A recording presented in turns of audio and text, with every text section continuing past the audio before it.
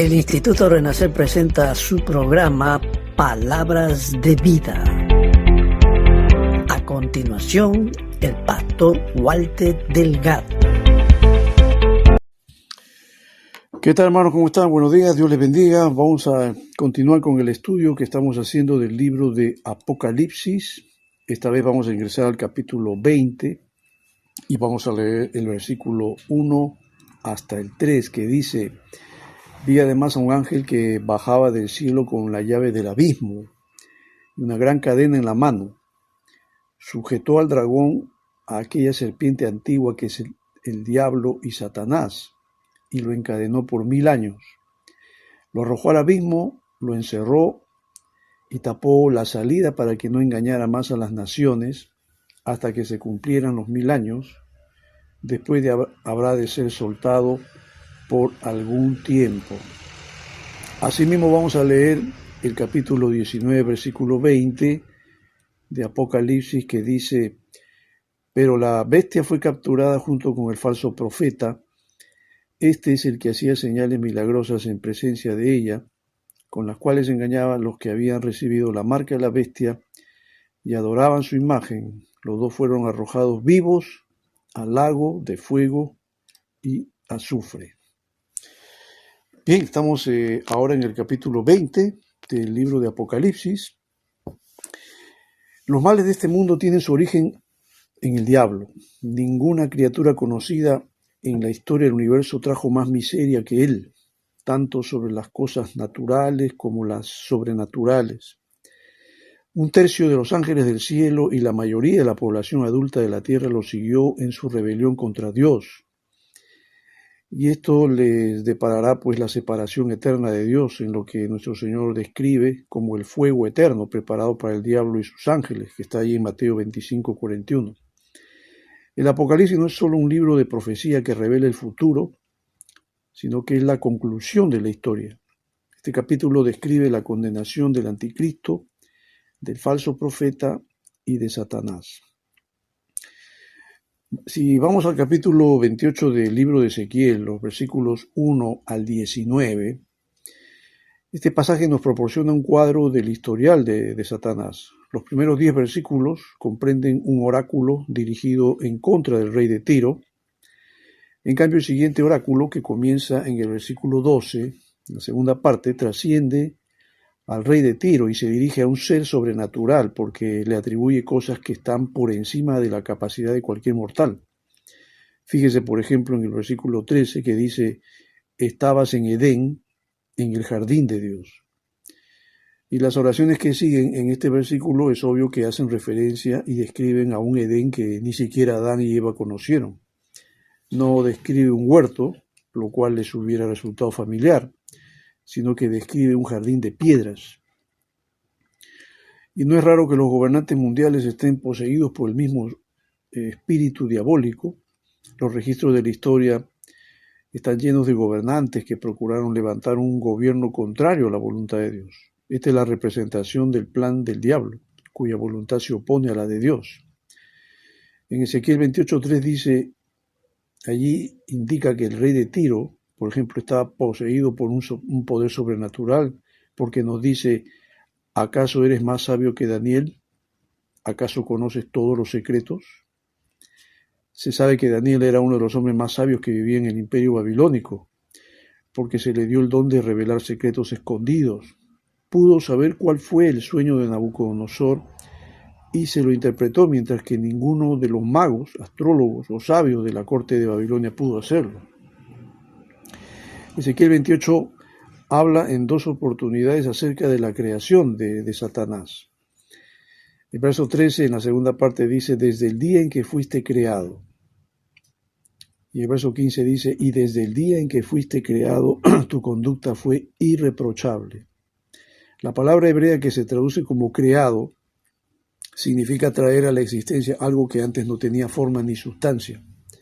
Solo Dios tiene el poder de crear. Por lo tanto, Satanás con seguridad no existió hasta que Dios lo creó. En el verso 14, el capítulo 28 de Ezequiel, allí dice que el diablo fue elegido un querubín protector. Antes de ser diablo.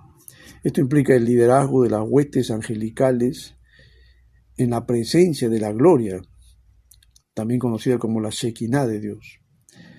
Y parece que Satanás no era un simple ángel, sino el líder de los querubines, porque fue elegido querubín protector. Así como los querubines están delante de la presencia de Dios hoy en día, así también una vez el diablo estuvo a cargo de ellos. Pero Ezequiel 28:16 nos enseña que Satanás pecó y fue juzgado por ese pecado, porque Dios dijo: y pecaste, y por eso te expulsé del monte de Dios, como a un objeto profano. A ti, querubín protector, te arrojé de entre las piedras de fuego. Y el versículo 17 indica que fue el orgullo por su belleza y sabiduría lo que lo llevó a pecar. Entonces se puede encontrar una descripción más detallada de este pecado en Isaías 14. Ahí encontramos otro oráculo dirigido contra un rey terrenal, en esta ocasión el rey de Babilonia.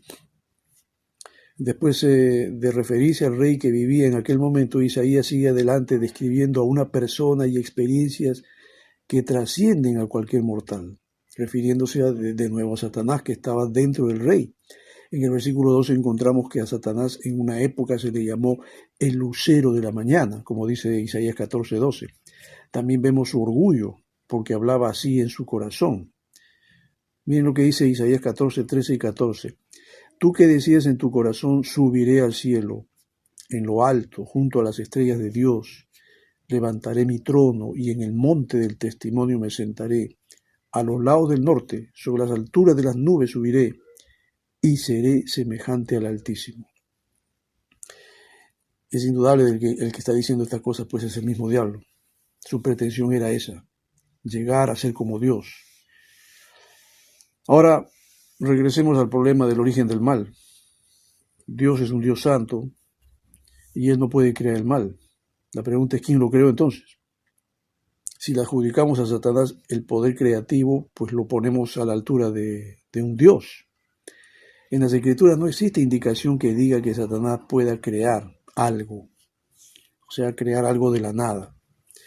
Pero al igual que las otras criaturas de Dios equipadas con una voluntad libre, Satanás puede fabricar algo a partir de las cosas que Dios creó.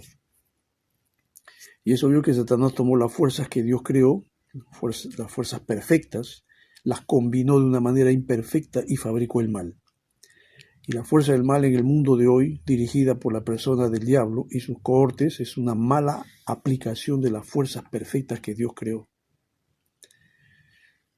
También podemos ver que Satanás indujo a Adán y Eva a desobedecer a Dios, generando este conflicto, ¿no? Lo que muchos llaman el conflicto de las edades. Son muchos los ejemplos que se pueden dar de él, que se desarrolla a través de las edades. Hizo que Caín matara a Abel, eliminando así a los dos primeros hijos de Eva. Contaminó a la raza humana de tal manera que en los tiempos de Noé, unos 600 años después de Adán y Eva, solo quedaran 8 personas que en verdad confiaban en Dios. Después del diluvio vemos evidencias de este conflicto cuando Faraón intentó eliminar a los israelitas, y en el intento antisemita de Amán de exterminar a todos los judíos durante el imperio medo-persa. También lo vemos ahí. Ya en la era cristiana vemos el intento de Satanás de destruir a Cristo antes de que llegue a la cruz. Luego en la persecución de la iglesia. También en los tiempos de la Reforma, ¿no? Cuando no quería que la verdad saliera a la luz. Y claro, su intento de destruir a la iglesia o contaminarla, pues continúa hasta el día de hoy. En el pasaje que leímos de Apocalipsis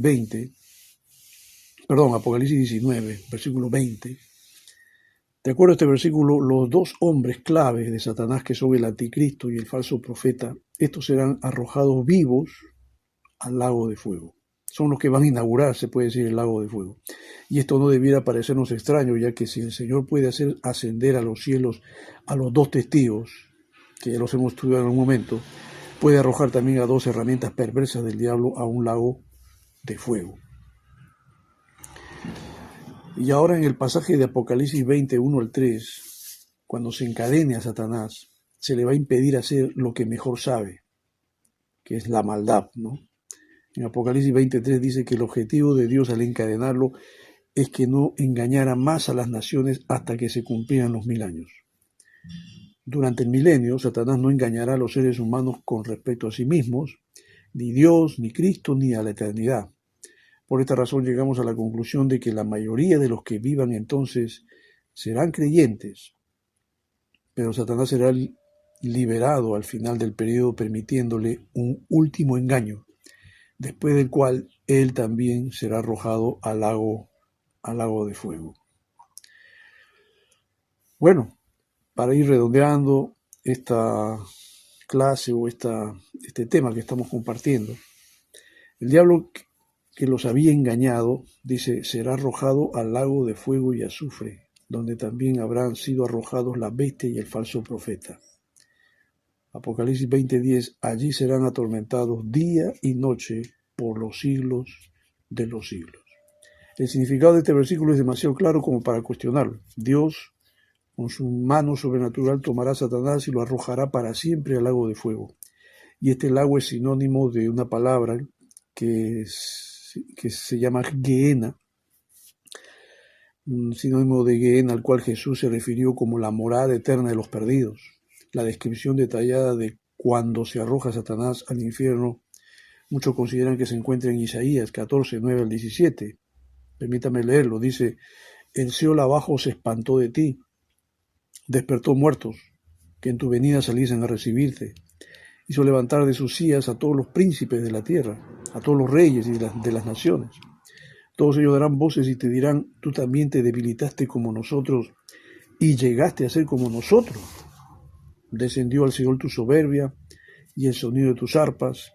Gusanos serán tu cama y gusanos te cubrirán. ¿Cómo caíste del cielo, oh lucero, hijo de la mañana?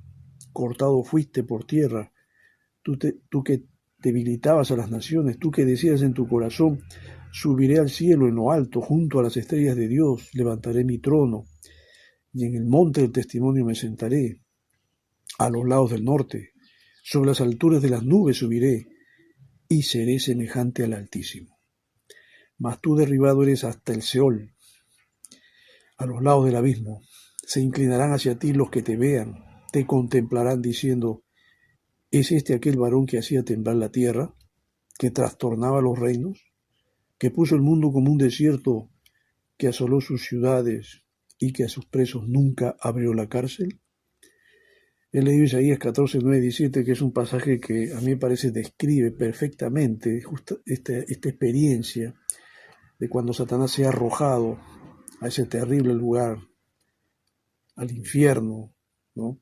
Que muchos consideran que el infierno es una antesala del lugar a donde va a ser arrojado realmente, al final, que es el lago de fuego, donde será enclaustrado por todos los siglos, atormentado día y noche en un lugar terrible que Dios ha creado para todos aquellos que no creen en Él. Los reyes de la tierra, como dice el pasaje, lo van a ridiculizar y él mismo más tarde, todos ellos, mejor dicho, serán arrojados al lago de fuego. El que era tan grande y que los había engañado, el engañador de toda la humanidad, el que promueve la maldad, la corrupción, la injusticia, la crueldad en el mundo, pues tendrá su destino final en ese terrible lugar que la Biblia llama el lago de fuego. Y yo creo que, como dice un dicho, muerto el perro se acabó la rabia.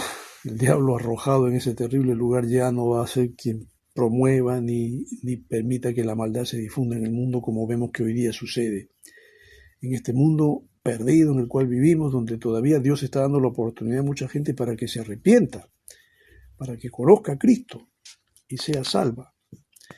Y tal vez tú que estás escuchando este tema en esta mañana, yo te digo que esto es para ti también.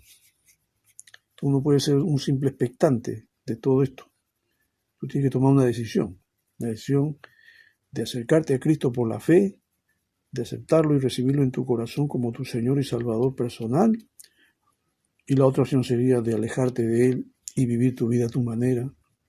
Sí, déjame decirte que nadie se salva por sí mismo. La salvación solamente tiene una clave que se llama Cristo. Y aceptarlo en el corazón significa la salvación, el perdón de tus pecados y el abrirse las puertas para que puedas disfrutar de la vida eterna. Y espero que tú te decidas realmente por Cristo. Espero que este tema haya sido de ayuda e inspiración para tu vida. Mi nombre es Walter Delgado. Estamos en contacto en una próxima oportunidad.